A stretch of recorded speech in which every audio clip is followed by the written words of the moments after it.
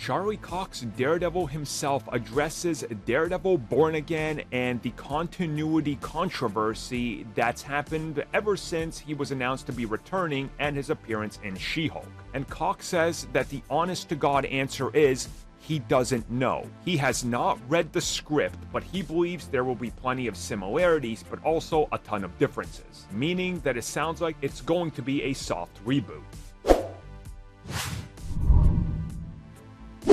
So this comes at us directly from Charlie Cox himself, who sat down and talked with The Hollywood Reporter.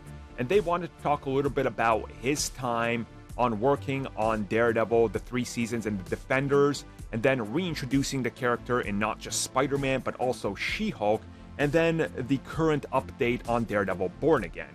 He revealed that he has not read any scripts, as they are still being written, and more than likely it's going to take quite a bit of time to get to that point, so he can't comment on what's in those.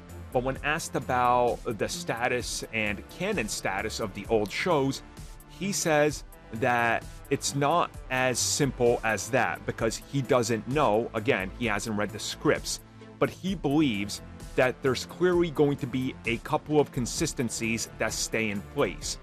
But then when we really get down to it, there will be quite a few differences and changes. He brings up the fact that he talked about how this allows them to go back and retell certain things, which again he reiterated and talked about in other interviews, such as an interview with EW that he had just a few weeks ago where he said that, and he brings that up again. So it sounds like they're definitely going in a soft reboot direction, which I personally think is fine. Again, the character's moved on. You're not necessarily going to say none of that happened, but if you want to go revisit a couple things, add context to it, and kind of talk a little bit more in depth about certain events, you can.